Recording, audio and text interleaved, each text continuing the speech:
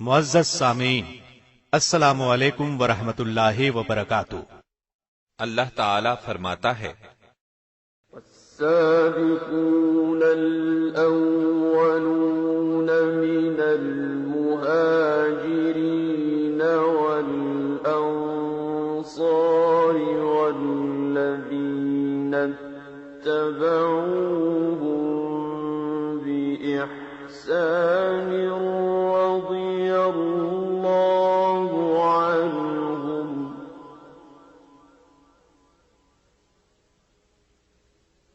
رضي الله عنهم ورضوا عنه وأعد لهم جنات تجري تحتها الأنهار خالدين فيها أبدا ذلك الفوز العظیم۔ یعنی مہاجرین اور انصار میں سے جنہوں نے اسلام لانے میں سبقت اور اولیت کا شرف حاصل کیا، اور وہ لوگ جنہوں نے نیکوکاری میں ان کی اتباع کی، اللہ ان سے خوش اور وہ اللہ سے خوش ہیں۔ اللہ نے ان کے لیے ایسے باغ تیار کر رکھے ہیں جن کے نیچے نہریں بہہ رہی ہیں، وہ ان میں ہمیشہ رہیں گے، یہ بڑی کامیابی ہے۔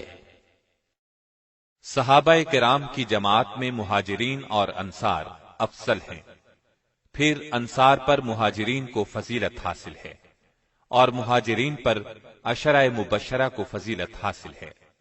نبی اکرم صلی اللہ علیہ وسلم کا ارشاد ہے، ابو بکر جنت میں ہیں، عمر جنت میں ہیں، عثمان جنت میں ہیں، علی جنت میں ہیں، طلحہ جنت میں ہیں، زبیر جنت میں ہیں، عبد الرحمن بن عوف جنت میں ہیں، سعد بن ابی وقاص جنت میں ہیں، ابو عبیدہ بن جراح جنت میں ہیں، سعید بن زید جنت میں ہیں۔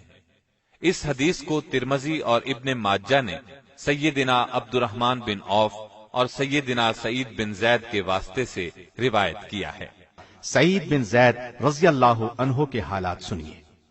ماں باپ نے نام سعید رکھا، آپ کی کنیت ابو العاور تھی۔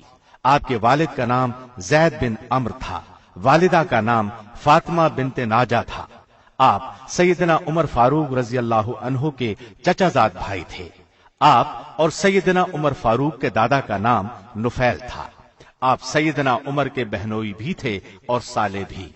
سیدنا عمر کی بہن سیدہ فاطمہ سعید بن زید کی بیوی تھی، جبکہ سعید بن زید کی بہن عاتقہ کی شادی پہلے عبداللہ بن ابی بکر سے ہوئی تھی۔ ان کی وفات کے بعد عاتقہ کا نکاح سیدنا عمر فاروق سے ہوا۔ آپ بھی اولین ایمان لانے والوں میں شامل ہیں۔ آپ کی زوجہ محترمہ فاطمہ بنت خطاب بھی آپ کے ساتھ ہی ایمان لا چکی تھی۔ سیدنا عمر کے اسلام لانے کا ذریعہ یہی فاطمہ بنت خطاب بنی تھی۔ سیدنا سعید بن زید عالم فاضل صحابی تھے، اسلام کے غازیان میں ان کا شمار ہوتا ہے۔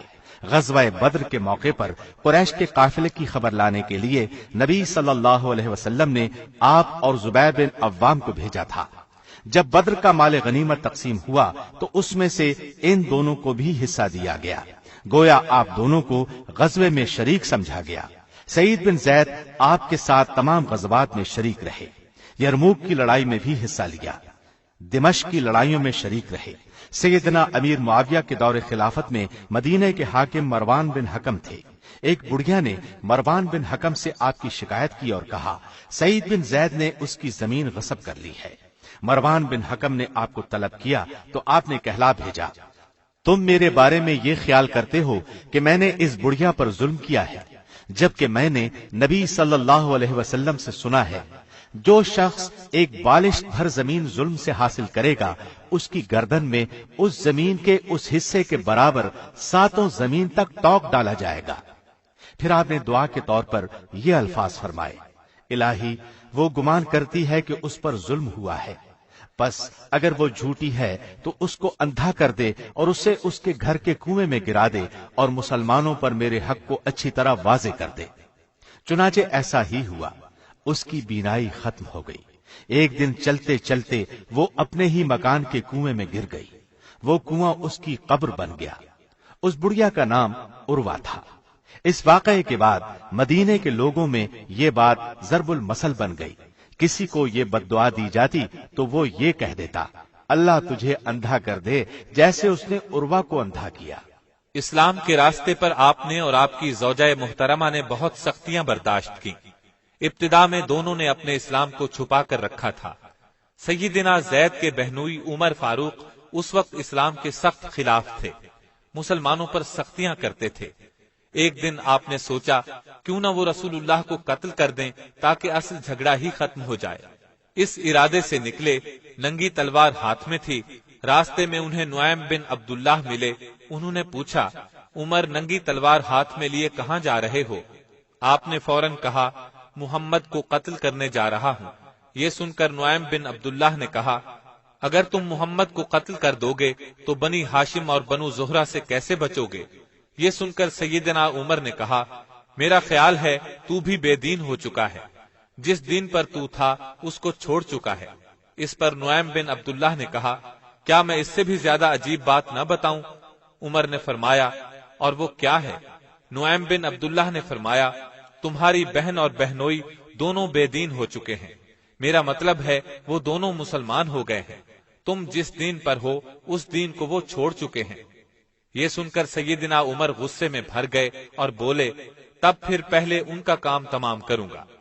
अब वो तलवार हाथ में लिए अपने बहनोई सईद बिन जैद के घर की तरफ चले। चेहरा मारे गुस्से के सुर्ख था। घर के दरवाजे पर पहुंचे, दरवाजा अंदर से बंद था। दरवाजे पर दस्तक दी, साथ ही बुलंद आवाज में बोले, दरवाजा खोलो। सैयदना सईद के घर में उस वक्त सैयदना खब्बाब बिन अरद भी मौजूद थे।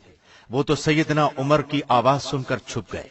सईद बिन जैद और फातिमा उस वक्त दरअसल सैयदना खब्बाब बिन अरद से कुरान पढ़ रहे थे। दोनों ने फौरन कुरान के औराक छुपा दिए। फिर फातिमा ने दरवाजा खोला। दस्तक देने से पहले उमर के कानों में कुरान के अल्फाज पढ़ चुके थे। आप अंदर दाखिल हुए और बोले, तुम अभी अभी क्या पढ़ रहे थे? उन दोनों ने कहा, उमर तुमने कुछ नहीं सुना? इस पर सैयदना उमर फारूक ने फरमाया, सुन चुका हूं, मुझे पता चल गया है, तुम दोनों मुसलमान हो गए हो, अपने बाप दादा के दीन से फिर गए हो। क्या ये बात दुरुस्त है? जवाब में दोनों ने कहा, हाँ यही बात है, अल्हम्दुलिल्लाह हम मुसलमान हो चुके हैं। उनके मुंह से ये अल्फाज सुनकर सैयदना उमर को और भी तैश आया। लगे अपने बहनोई सईद बिन जैद को मारने पीटने। खूब मारा। ऐसे में सैयदा फातिमा शौहर को बचाने के लिए आगे बढ़ी। आपने एक लकड़ी उन्हें भी दे मारी। लकड़ी सर पर लगी, उसका सर फट गया, खून बहने लगा।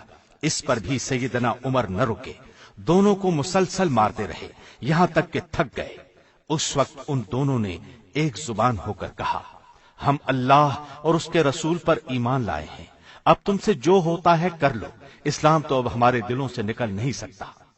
उनके अल्फाज ने सैयदना उमर पर खास असर किया।